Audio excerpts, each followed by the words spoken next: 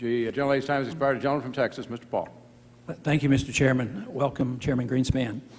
I want to call attention to the committee that I certainly was pleased that you brought up the subject of deficits because deficits obviously do cause a problem, and you mentioned that deficits may eventually cause interest rates to go up.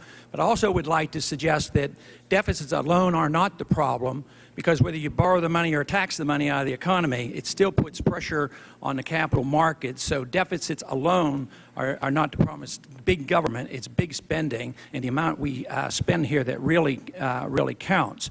But you said that deficits future expectations of deficits could raise interest rates, and I certainly would agree with that. But we also must remember that future expectations of the inflation rate and future expectations of the value of the dollar also can raise interest rates. Those are monetary policy causes, and therefore the pressure or the emphasis or the blame for high interest rates that will come can't be put on the deficit alone. It has to be put on those who manage monetary policy.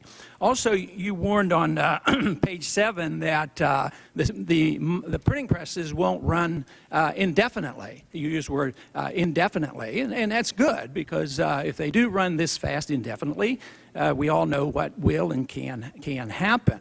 So that's good that eventually you will turn the printing presses off, but for now you said you can be patient, and that means we'll just let the money flow and see what happens, which I think is a risky proposition.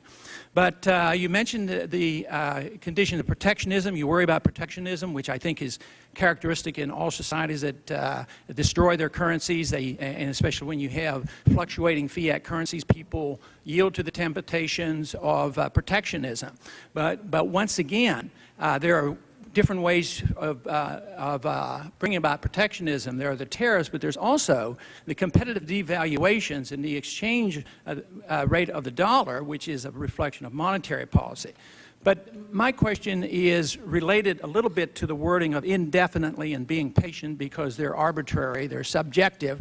And in January, your report, FOMC report, omitted two words that were subjective, and that was considerable period. And I find that very interesting and also very alarming. The amount of clout, the amount of power that we as a nation, as we as a committee have allowed to get into the hands of one or two individuals or a committee. From the time the market was up to the release of that report, the stock market lost $250 billion as a reflection of the concern about the dropping of two words.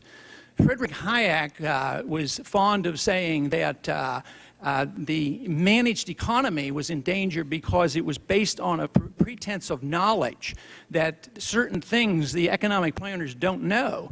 And for instance, he would agree with me that we don't know, you don't know, the Congress doesn't know what the overnight rates ought to be, and that we reject the marketplace. But it's part of the system, and I understand that.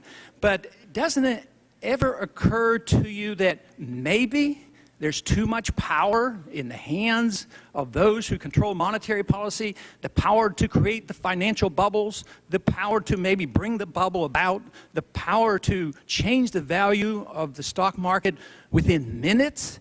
That to me is just an ominous power and challenges the whole concept of freedom and liberty and sound money. Congressman, as I've said to you before, the problem you're alluding to is called the conversion of a commodity standard to fiat money. We have statutorily gone on to a fiat money standard, and as a consequence of that, it is inevitable that the authority which is the producer of the money supply will have inordinate power. And this is one of the reasons why I've indicated, because of that, and because of the fact that we are unelected officials, it is mandatory that we be as transparent as we conceivably can, and remember that we are accountable to the electorate and to the Congress. And the power that we have is all granted by you. We don't have any capability whatsoever to do anything without the agreement or even the acquiescence of the Congress of the United States. We recognize that, and one of the reasons I'm here today is to endeavor to convey why we are doing what we are doing. And